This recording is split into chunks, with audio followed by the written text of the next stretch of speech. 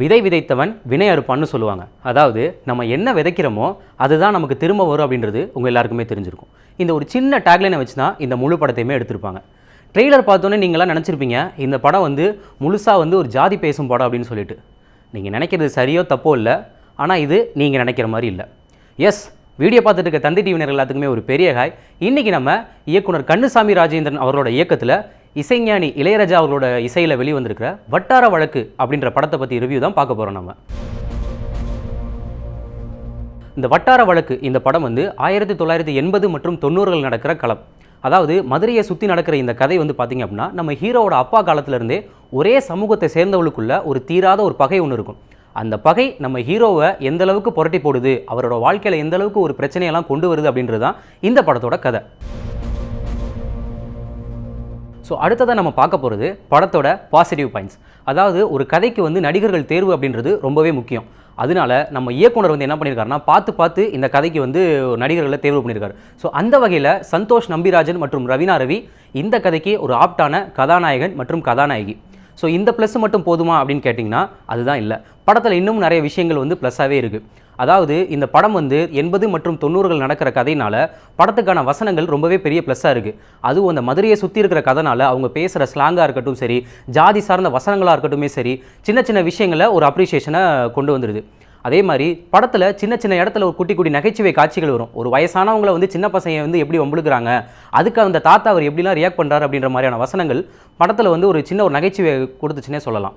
So அடுத்ததாக நம்ம இசைஞானி இளையராஜா இவரோட மியூசிக் வந்து படத்துக்கு வந்து ஒரு பெரிய பலம்னே சொல்லி ஆகலாம். படம் வந்து அந்த 80 90கள் நடக்கிற கதையினால இது அவரோட ஏரியா அப்படின்றனால இவர் சும்மா பூந்து ஆடியிருக்காரு இசைஞானி இளையராஜா. அதாவது படத்தில் வந்து பாடல்கள் வந்து பெருசாக மனசில் நிற்கலை அப்படின்னாலுமே படத்தில் பின்னணி இசை வந்து எல்லாரையும் கவரக்கூடியதாக இருக்குது. ஸோ ஒரு ஃபைட் சீக்வன்ஸாக இருக்கட்டும், நம்ம ஹீரோ வந்து அடுத்த சண்டைக்கு ஒருத்தவங்களை கொலை பண்ணுறதுக்காக கத்தி எடுத்துகிட்டு போகிற இதாக இருக்கட்டும், எல்லாமே அந்த இடத்துல வந்து ரொம்ப ப்ளஸ்ஸாக இருந்துச்சுன்னே சொல்லி ஆகலாம். அடுத்ததாக நம்ம பார்க்க போகிறது படத்தோட நெகட்டிவ் பாயிண்ட்ஸ். அதாவது ஒரு படத்துக்கு வந்து டியூரேஷன்றது ரொம்பவே முக்கியம். லைட்டாக பிசுறு தட்டினாலுமே இந்த சீன் அப்படியே வேணாம், இதுக்கு நம்ம வேறு மாதிரி சீன் தான் வைக்கணுன்ற மாதிரியான ஒரு தாட்ஸை நம்ம கொடுத்துரும். இந்த படத்துக்கு வந்து டியூரேஷன் ரொம்ப அதிகமாக இருந்துச்சுன்னே சொல்லி ஆகலாம். ஒரு சில இடத்துல தேவையில்லாத காட்சிகள், தேவையில்லாத வசனங்கள், ஒரு சில இடத்துலலாம் வந்து பார்த்திங்க அப்படின்னா டீ கடையில் நடக்கிற மாதிரியான ஒரு சில சீன்ஸ்லாம் இருக்கும். அதெல்லாம் இந்த படத்துக்கு இந்த இடத்துக்கு தேவையே இல்லையே அப்படின்ற மாதிரியும் தோண வைக்கும். அதே மாதிரி ஹீரோக்கும் ஹீரோயினுக்கு இருக்கிற காதல் காட்சிகளாக இருக்கட்டும் சரி, இல்லை மற்ற விஷயங்களாக இருக்கட்டும் சரி, இந்த படத்துக்கு இந்த இடத்துல இந்த சீன் தேவையே இல்லையே, ஏன் இதை வச்சிருக்காங்க அப்படின்ற மாதிரி தலையை சொல்கிற மாதிரியான ஒரு உணர்வை தான் நமக்கு கொடுக்குது. அதே மாதிரி நம்ம இயக்குனர் வந்து கதாநாயகன் கதாநாயகியை சூஸ் பண்ணுறதுக்கு எந்த அளவுக்கு மெனக்கெட்டாரோ கோ ஆர்டிஸ்ட்டை சூஸ் பண்ணுறதுல தவறிட்டார்னே சொல்லி ஆகலாம். இவங்க 2 பேரை தவிர்த்து மீதி நடிச்சிருக்கிற எந்த நடிகர்களுமே நம்ம மனசில் நிற்கலன்னு தான் சொல்லி ஆகணும். அடுத்ததாக நம்ம படத்தோட மேக்கிங். அதாவது ஒரு படத்துக்கு வந்து திரைக்கதை கதை எந்த அளவுக்கு முக்கியமோ எடிட்டிங்கும் கேமராவும் ரொம்பவே முக்கியம். அந்த வகையில் கேமராமேனும் சரி எடிட்டிங்கும் சரி கொஞ்சமாக லைட்டாக பிசுறு தட்டிடுச்சுனே சொல்லி ஆகலாம். இதை நீங்கள் பார்க்குறதுக்கு வந்து ஏதோ ஒரு சீரியல், ஒரு 2.5 மணி நேரம் சீரியல் பார்க்குற மாதிரி தான் உங்களுக்கு இருக்கே தவிர்த்து படத்தில் பெருசாக வேறு எந்த விஷயங்களும் கிடையாது. அதே மாதிரி ஒரு புவரான திரைக்கதை, அந்த திரைக்கதை வந்து நம்ம கொஞ்சம் எங்கேஜிங்காக இருந்தால் தான் பார்க்குற ஆடியன்ஸ்க்கும் சரி சீட் எஜ்ஜில் இருந்து பார்க்குற மாதிரி இருக்கும்.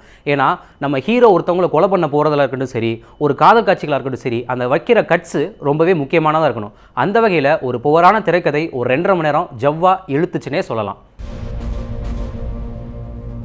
மொத்தத்தில் வட்டார வழக்கு யார் மனசுலேயும் நிற்கலை. ஸோ இந்த படத்தை நீங்கள் தேட்டரில் பார்க்கணுமா வேணாமா அப்படின்றத நீங்கள் தான் முடிவு பண்ணணும். ஸோ இதே மாதிரி வேற ஒரு ரிவ்யூவில் உங்களை சந்திக்கிறேன். அதுவரை உங்களிடமிருந்து விடைபெறுவது உங்கள் பிரசன்னா. செய்திகளை உடனுக்குடன் தெரிந்து கொள்ள உடனே சப்ஸ்கிரைப் பண்ணுங்க.